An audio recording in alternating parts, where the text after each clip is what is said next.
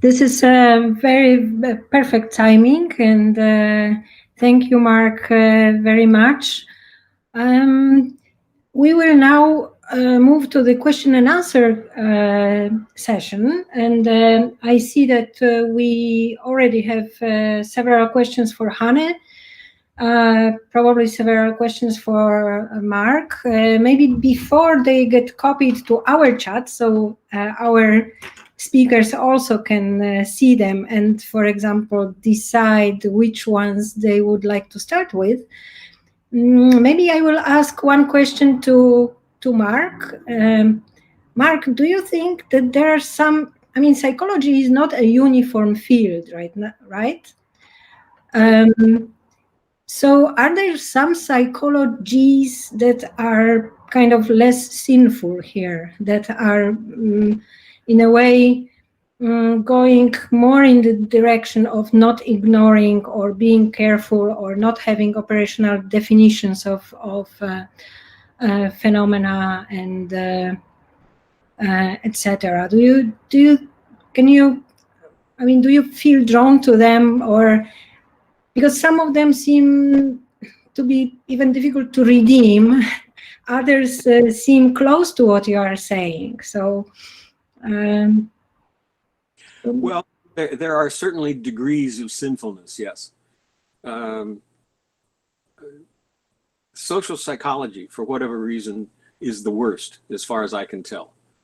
It's completely committed to data patterns as the outcome of, I can find a couple of exceptions. Social psychologists, I've done surveys of social psychologists. It's extremely difficult. I never did find a single social psychologist who would want to claim that social psychological models and theories and hypotheses have any chance of being ontologically real. They are nothing more than data pattern summaries. One of my favorite examples is one that nobody's heard of today, and that is from the 1970s. It was called the loose link hypothesis. And it was a quote theory, unquote, about attitude change. And the idea is that attitudes can be changed real easily as long attitudes are attached to a chain and the other end is attached, fixed in the ground. So you can move the attitude around a lot as long as the links are loose. But when the links become tight, you can't move it. Nobody takes that seriously.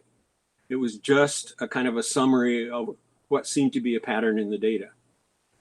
Cognitive psychology takes computationalism's theory seriously, but the trouble is they don't take seriously the possibility of examining that ontology, and it's got many problems. So the advent of computers in the 60s moved us a little ways. I can go on and on through different areas of psychology. Psychotherapy. Once upon a time, many years ago, I was a psychotherapist. Psychotherapy necessarily takes experiencing and necessarily takes the whole person seriously. The trouble is that academic psychology doesn't. And so academic psychology, with its little data patterns all over the place, gives only marginal guidance and explanation and so on to psychotherapy. And if you want to take the ontology seriously, you are forced back to Freud and Adler and so on and so on. And because they attempted to construct full ontologies, they have very serious problems, but there's no alternative within psychology today. So you're quite right. Some are more sinful than others. I don't really find any area in psychology that doesn't have some serious problems. Okay, lots of work in front of us, it looks like. So a question now we move to questions to Hanne. Hanne, right now you can handpick your questions, but before you do it, I will have push my own agenda here, because Sune asked a question, and I think it's coming from him, not from copying, right? From because we are not on both, Sune. YouTube, it comes from Sune. So Hanne, you said something like there is an inherent tension between being ourselves and being in a relation. But do you think being ourselves as non-relational? No. No, I don't. No, being ourselves is always being in being in relation to others, and we are born in relation to others. We come from another body, literally. We you know, we just recently wrote a paper about the beginnings of agency in pregnancy with my doctoral researcher, Alejandra Martinez Quintero, which is precisely about how we are born from another body and how in pregnancy already mother and fetus participate. And so literally, physically, biologically, we are never non-relational. And I also would like to say being ourselves is a relation with ourselves, right? Which we learn also through our relations with other people. So the answer is very simple, no. We are never out of relation. Although we can retreat from relation, and we have to sometimes, as Miriam Kieselow has shown in her research, also empirically, meanwhile. And that's important, yeah. That's a quick answer. Right. Then there is a question from Conrad. Isn't be in letting be, when you say letting the other be or letting the phenomenon be, a little confusing? Shouldn't it rather be becoming, according Yes. to what you said about all the phenomena being processes and not fixed, which is accidentally very similar to what Marx's ontology is? Yes, absolutely. Completely agree. Yes. Letting each other be is an ongoing thing, just as being is an ongoing thing of becoming, an ongoing becoming, yeah. And that's what complicates everything a lot, because these relationships are changing, every constituent is changing, and it happens over time. But it also makes dynamical systems approaches and dialectical approaches the way to go to study this, I think. Mm-hmm. Yes, because there was also a question sometime later. What would be the implication of this kind of ontology that you are proposing for the quantitative research? And so the dynamical systems are you think, one of the possible answers, or? Yes, to that question, I think that's an excellent question. And of course, in this conference, we should answer that question. And so my point about qualitative and quantitative is that I kind of take a step back and say that they are always in relation. They are never also existent apart from each other. And so in a process of sense making, we are used to thinking of action and perception. And we can think about action separately from perception, we think, or we study them separately in cognitive science. But actually, they are just specializations of phases of an act of sense-making. And maybe for scientific research, qualitative and quantitative are also specializations of a phase of scientific sense-making, and actually they go together. And we cannot separate them. But thinking about them separately is a mistake. Right, this appeared even in several abstracts. Also, Li Wei said that it's somebody said it's trivial distinctions. Mark also points to both being present in physics, which we think about as so quantitative.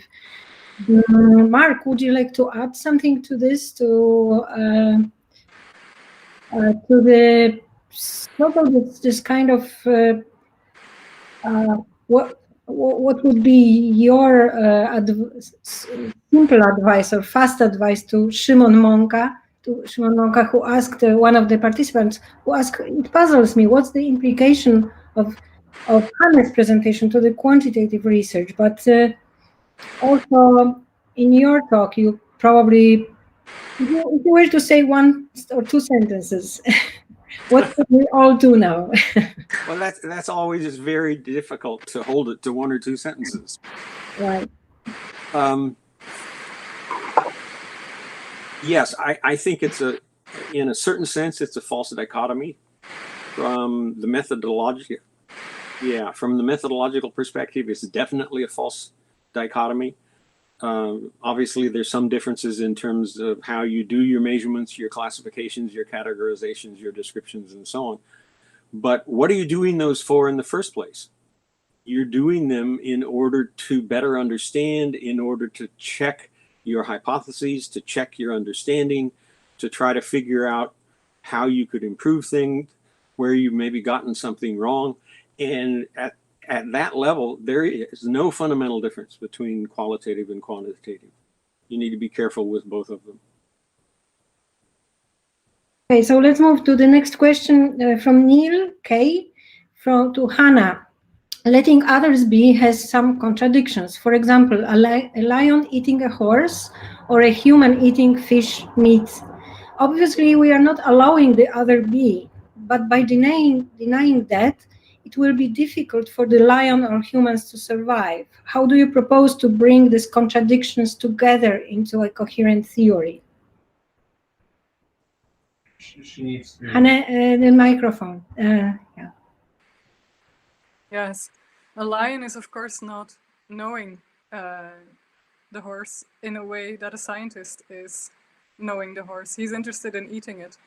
And therefore, for doing that, if a lion eats a horse, he needs to also know it in a particular way that will allow him to eat it, which is, you know, we don't only have interactions by which we make sure that each other stays in existence, and living beings have many different relations that are related to their own being in you know, and remaining in existence, and there we need to eat other things and other beings, and this is its own particular relation. I'm talking about epistemological relations, not about food relations. But actually, a really interesting response to that question can be found in Eduardo Cohn's book, How Forests Think, about the relation between the creatures we eat. Yeah, that gives a nice answer to that, I think. Yeah, so I guess there is no contradiction in the epistemological relation between a lion and a horse to be that one of loving. In a way, I think so, yes. Mm. They need to know each other well in order to eat each other, right? In a way, yeah. Yeah. Yeah, these are, yeah.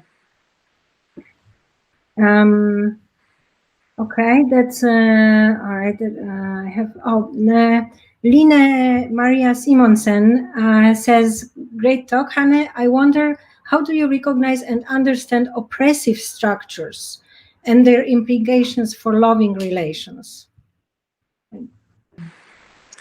Yeah, this is a question that I'm just beginning to think about, but many people have written very good things about that. And I think for now, what I'm learning from people like Frantz Fanon and Dawn Ray Davis and Maria Lugones is that when oppression happens, this teaches us about to not remain unimplicated ourselves in our relationships, which we are used to doing if we are not ever oppressed. We can keep determining others. We can think that science is about determining what we are looking at and stay out of it safely. But once you learn about oppression, that goes out of the window, and the most basic tension of loving, by which you yourself change, becomes something very clear in your central being.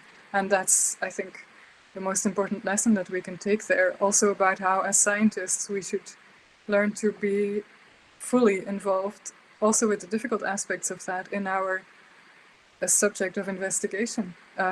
Participatory research with autistic people, for instance, cannot just be bringing in the autistic people. It needs to be also starting to do things differently so that we can actually make the world better for understanding each other more, all of us. Yeah. Right. I think that the recognition also is a very, very interesting question. Maybe we can come back to recognition of phenomena in general. We can come back to this question at the end of the day, or even at the end of tomorrow, but I'm not sure if Mark can be with us because it's in the middle of his night. But Vasuredi also talks about recognizing what is a phenomenon at all, right? So that's very pertinent too. Okay, questions to Mark now from Nilab Kumar. Mark, can psychology resolve the issues you pointed to by going the way physics resolved it? If it's not possible, why is that? So can we realize our physics envy to the full? I think that's part of the right direction. I mean, physics had to figure out a long time ago that a lot of what we want to study and talk about is not observable and cannot be defined in terms of observables. Psychology still really hasn't fully learned that. It has not fully moved away from it. I mean, it's better than it was 50 years ago, but it's still dominated by bad ideologies. So in that sense, yes. Another thing in physics that is of relevance here is that a lot of physics proceeds in terms of trying to figure out what the underlying ontology is, what the underlying metaphysical realities are. But not all physics does that. Schrodinger's equations for quantum mechanics assumed an ontology. Unfortunately, Schrodinger got it wrong, but nevertheless, the equations worked. But Heisenberg, on the other hand, did not assume an ontology.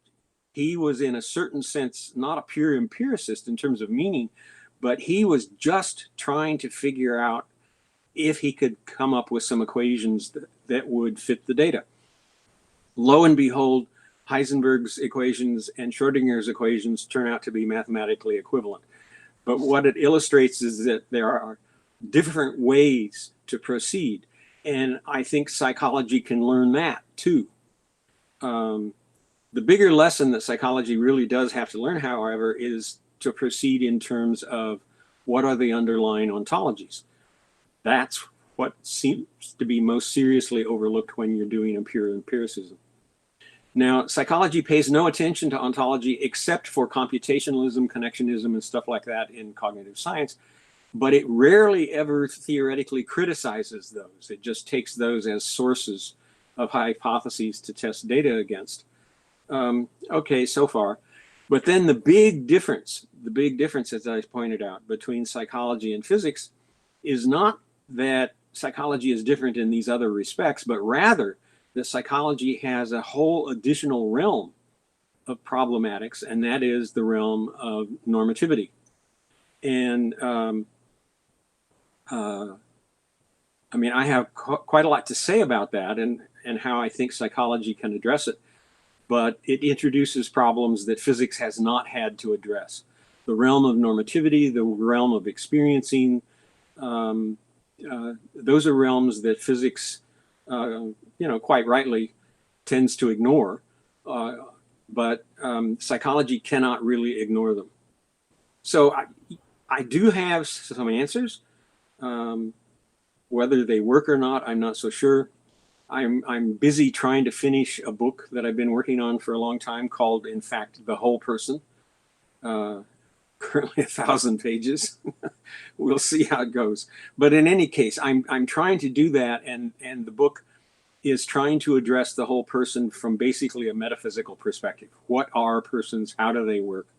How do psychological phenomena work?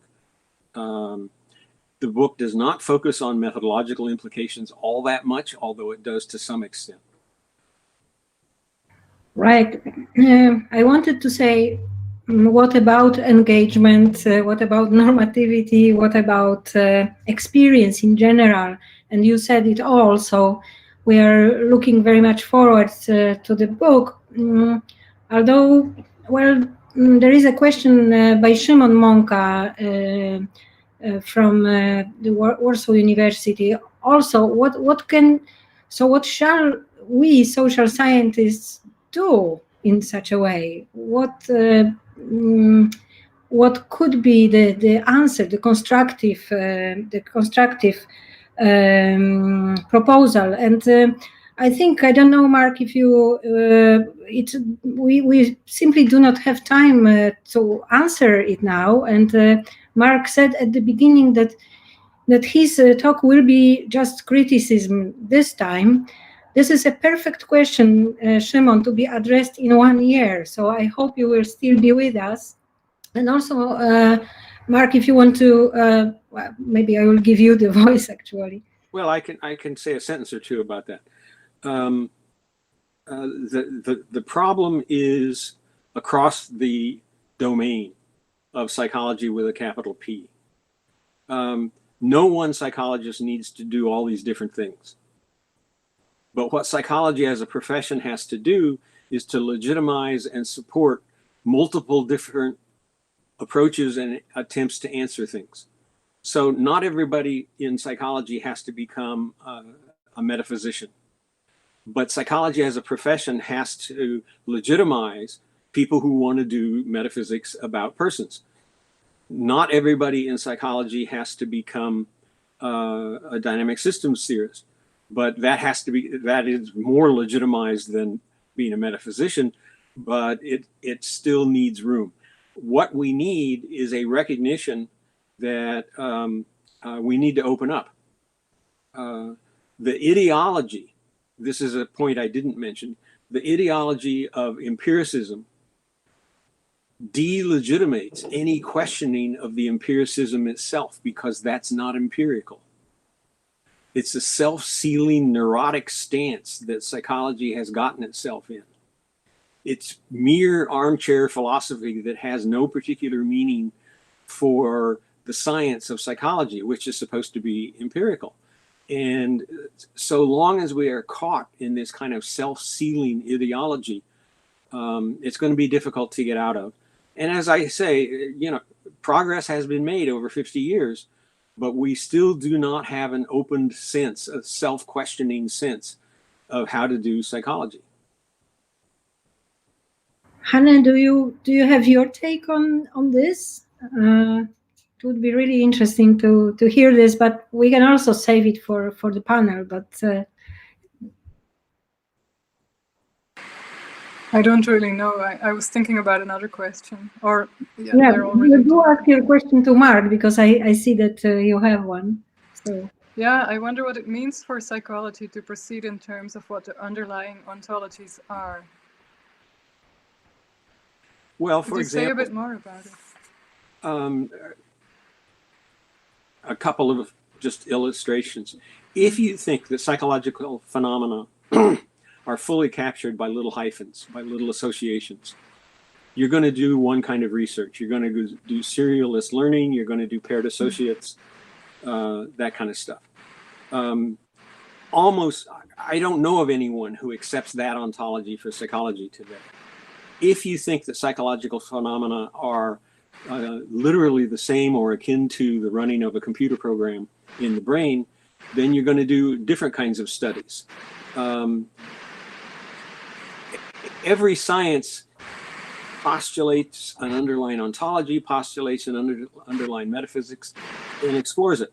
And every science has gotten it wrong, but they discover that they were wrong, and they improve and try to move to a better conception of the way things work. The problem with psychology is it's extremely difficult to examine those underlying ontologies and the resultant kinds of methodological distortions. Here's one more, a methodological distortion in developmental psychology.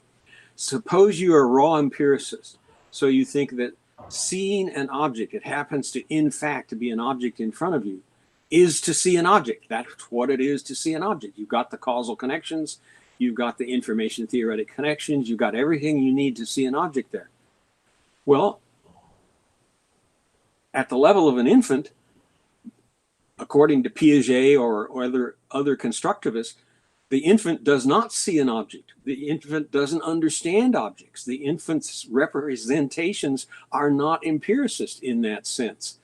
And so if you're a constructivist, you're going to be doing developmental studies that look at partial constructions and temporary and tentative constructions and sequences of constructions on the way to Piagetian object permanence and stuff like that. But if you're one of these empiricists, you don't even include any control groups in your study for those possibilities. And in fact, that's what's happened. There's a paper by a student of mine, an ex-student of mine, that shows how the methodologies in infant and toddler cognitive development have been badly distorted and badly damaged by their assumption of essentially empiricist underlying ontologies and epistemologies. So, I mean, I can go on and on and on, but the point is that when we're testing among alternatives. And we're hoping that our alternative, our favorite alternative is the one that survives the test. But what we consider to be plausible alternatives depends on an underlying ontology. What we consider to be our favorite alternative depends on the underlying ontology. And that's true whether you explicitly think about it or not. I mean, it's, you know, as everybody says, everybody has a philosophy, whether they reflect on it or not. Well, every psychologist has a metaphysics, whether they reflect on it or not. Right. Okay, thank you so much. I'm sorry for prolonging a little bit the question and answers during to take part of our break, but let's meet in 10 minutes, okay? Thank you very much. Once more, clapping for our speakers. It was really great and wonderful talks.